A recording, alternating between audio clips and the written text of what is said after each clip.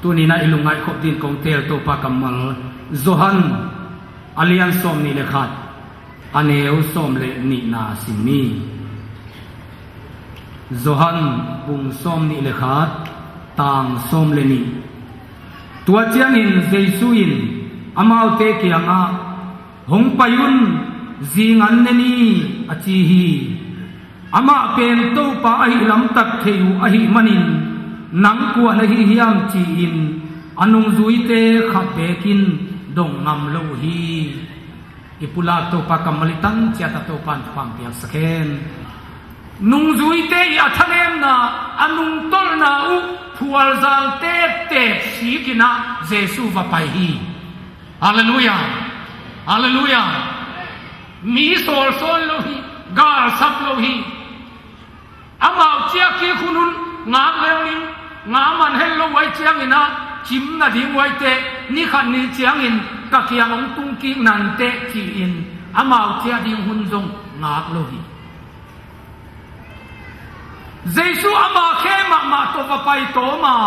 anung tol athanem azong khal apian thang mawa ana sem nei te ana sem ki nung zui te kianga azang na ding munwa abil ma to azang na ding munwa Jesu in vasam hi hallelujah hong payun zingan ne khom ni ti bahangin chi kamal sang lo hi utena te bang dia chi kamal te sang lo hi khoi son na om te to dong lo hi lom dong chi se lo hi ong payun zingan ne khom ni i na to sam hi agiluwa sang nuam hi athau ha sang nuam hi hallelujah utena te lamka ko pi khuse tamve pi takoma tua khuse pen azave na jo hilo dinga atul ve na bang hi hi khang khat sungina por tua min so akum sima khasimin khuse inei den hi ivek pin jong piang thakha pial ni ahyang ikisap pen nga ben ki khamo khi ha ingen te pa jam ki kha hi ha igun kuang lu ya batuang ki khamo khi ha ayang in utenaw te tua bang mi te ma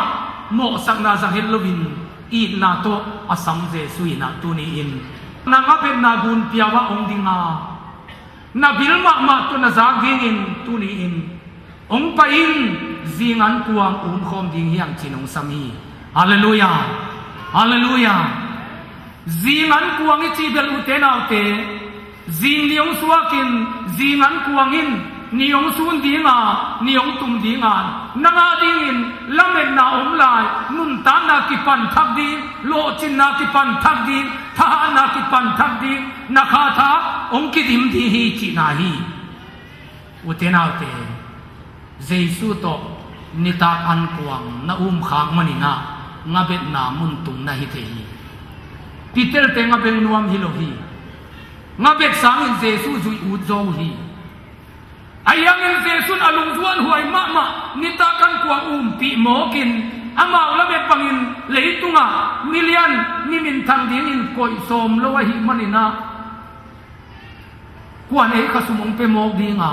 ahi to e bang chinun ta mok ding chiangai su tu chiang in Jesu to nita kan kuang lung zuan na khasian na an kuang khak manuna anun ta na lui penwa chia ki khau hi nanung tol na nathanem na in hang nei di hi utena te nada luan man mo nalung kham luan man mo leitunga beidong na kisang luan man mo tua hangin kham the hui the muna wachia ki khana hi the hi Jesu ina zingan kuang pi di hi hallelujah hi utena te nang na pi taka lung tol ki ka nu le pa thang tan na chiang do atung ki nanun ta na ma Jesu nong pai som nai lovin na thang tan na mun na palang tan na mun chiang do ma pha in ka ta o ong i ve ve ong mai sak ve ve ong pa in zingan kuang khom di hi hang nun tang na athakin kong kipan sakiri hi min hoi min pha kong pe ki ding hi lamen na kong guan ki di hi na nun tang na nalampi kong tang sa di hi kong vak sa di hi na hibang bangin ong chein china Jesu nong samahi hallelujah nanung tol lamong the hi nagam tas sia te ong the hi namo na te ong the hi na hoi lo lamong the hi utena te ayangin mo sakna kam to nangong samlohi bahangin ong chiselohi Jesu i na lian sai utena te Jesu nong ithi ahoy lo pi nanun tang na agam tak se pi ma nanun tang na avang lian nun tang na to Jesu nong lai san wam hi hallelujah hallelujah anung tol pitel ma sama midang te ong isang ke na hong izo hiam chi Jesu in midang ten Jesu ay sangin akan zo in ay tingin nang ong dehi hallelujah hallelujah utena ke Jesu kya ong zuan ki din china Jesu kya ang kya ki din china tua Jesu in akan zo in midang te isangin Jesu na inaule na seplian pinang manunta na ang buwan wam hi himite ong isang ke na ong izo hiam pitil anawa kit chiang ina question adonga ong izo mai to pawa chi chiang in katu te na bakin chi hi utena te itui ta te mitam pi takina lam hi aluhi kham te gui te zangin sinahan walau ni khat ong liam sanuhi tua te api khedingin ahon khedingin lamma na tum sa dingin athanen anung tol pitel banga nga abengki kha pitel banga na pian thak ma a nanun ta na luiteng ma azang ki kha nang manun tang na asyang lo pi ma tunin so siangin zingan kuang ong luin lamen na thakong buanina imina ma dingin ama gama dingin na seplian piong pinwam hi torin to pan phang pia hen utena te naka na hun Jesu nong beng sak nuam hi nakitui luan na hunong beng sak nuam hi nanun tang na da naka na kitui luan na to nakidim khak le tunina Jesu kya nga naki ap na hangin Jesu to zingan kuang na ungkom dinga akap kap nanun tang na ataw nanun tang na lungnom na lampia khamuan na lampia nun tang na athaka Jesu nong pai pi di hi torin to pan phang pia hen ong ki khom zo na lo na ta te zo kham te gui te abol na muna Jesu na long te a hilam ka khopi a om lo na tanu na tapa te zo aw mong na Jesu na long te hi ke long ka zile ka sangam ten thuang en manun ama om lo na ni khwa khata Jesu ong bo in Jesu to kakimukha hi utena te thatak laki di hi hang to pa ong tai san khama in nanung to khamong mai nang to holim nuam taka nung ta sa hin api in gamla pi na pial sin khama in to pa ong tai san khamong mai to pa tunin nang ma kyang ong zuan ki king ke manun ta na ong bol thak ki tin nang mang lui ding zingan kalung bul hi china ito pa kyang zuan di hi hang iminama ko azun dingin Jesu nong zon hi midang teng isang ke na hong na ki zo hiam pitelong chi bahangin minam pu na dingin min leza ade manin minam paw lama na sente ong isang ke nong i zo hiam ong chi hi pan mo na de mana pasyan na sem kinai te ong isang ke nong i zo hiam chi ong tel do thi sumle pa lamel lo sa na sem dingin min leza lamel lo sa na sem dingin i na to ki pumpia ka na sem dingin amang tan kha ta dingin hinanun ta na ma ma nangon pe khia in sina han wa na liam dongin Jesu dingin mar talin tha thuakin na si dongin ki pe khengam dingin midang ten sumle pa ahak nok mana Jesu o chia antanga thunge na apiang thak mong mok te ongi sangin akan zo in ke na ngi thiam Jesu nong donga hi ama lei tung men na din bet bet ngai suna biam na se ma ai ke thu nge na antama aom ni lo te ong in na sangin ke naw ni so hiam chin ong donga ong in zo mai to pa na chi ngel level ka tu te na vakin ong chi di hi na seplian ong buan di hi to pa tu te va ding ki mangil ta hi biam na sem ten zung min le za ma ti dei te ta hi sum le pai ma ti dei te ta hi i biam na to ki hau som te ta hi tu kem nuam tak tak mi tom ta hi tua manin jesu ina midang te i sanga jesu anaki zo a i tuam de mi te ong zong hi nang hi te mei gom khat na hi ha nu mei khat na hi ha naw pang nu khat na hi ha to pao kong i zo hi na chi ngam le na lian pi sem ding in jesu nang ong zang the hi mo bang na nun ta nang siang sa ding hi na lian pi sem din ong zang ding hi to rin to pan thang pia hen jesu ai ding mi tom hi athupa ki dei le la a jesu ki dei no lo hi tua hulai takin jesu nangong dong hi katao ham phat na de a ke ong i lel te ong i na sangin akan zo in ke nong i thiam ong chi hi to pao Calvary singlam te tunga ke ta nga nong thuang na khem pe ong din zo lo din ka hi manin lamen na dang le hen lo in jesu nang ka hong i thi na de bangin kanun ta na ong zangin na chi le ka tu te na va ki nong chi di jesu tu te akem ding awak ding ni ki chian ki sam hi tua ding in jesu in eiteng laka ong zong hi nang na hi the hi anung ton pen nang na hi the hi nga ben ki pa pitelma na seplian pi ki huan hi utena te nang tunga jesu i na be nai lo hi doi mang pan bel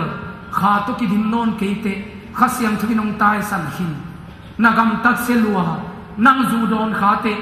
nang nu le pa mo na bol khate nang guta khate nang gi lo na to ki dim te nang na so ma khat amanin khenon keite khasyang thuinong tai san hin kha nei non keite ong chi khadi hi na lung sima tua ong lo pe jesu hi lo hin setana hi tua pen lo hi te tunin jesu nang bang chi ya ong pain zingan kuang khom ni ong chi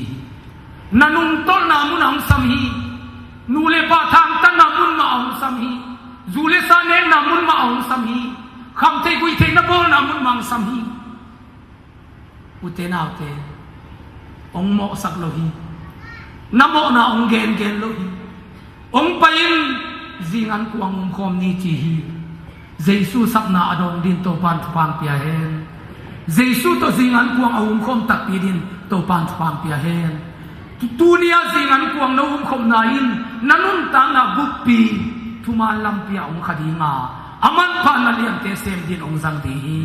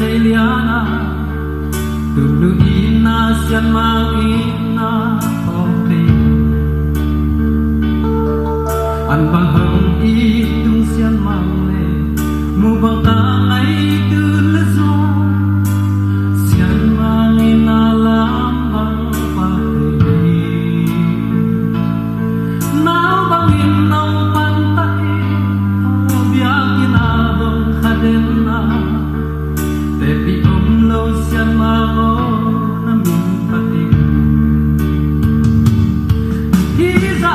light to come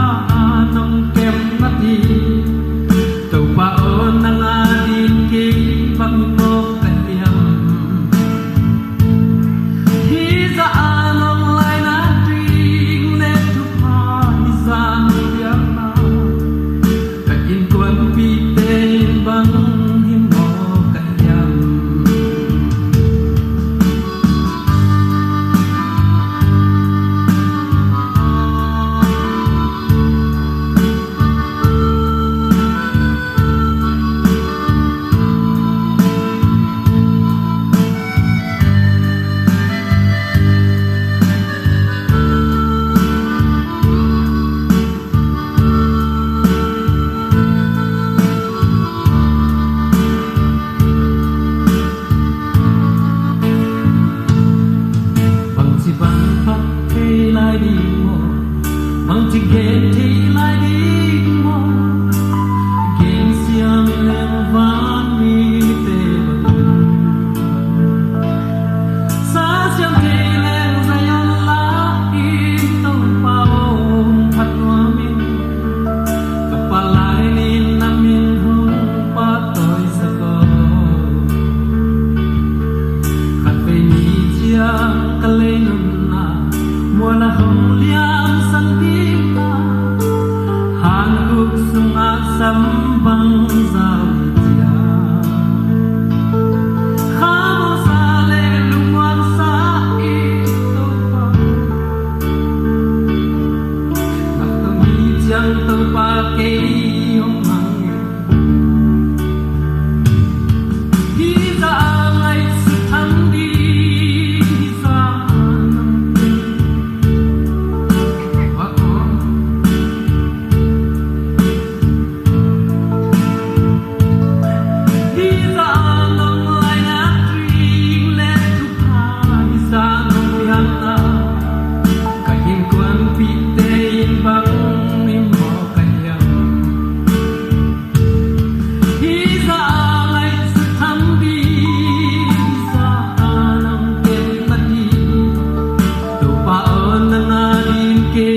Bang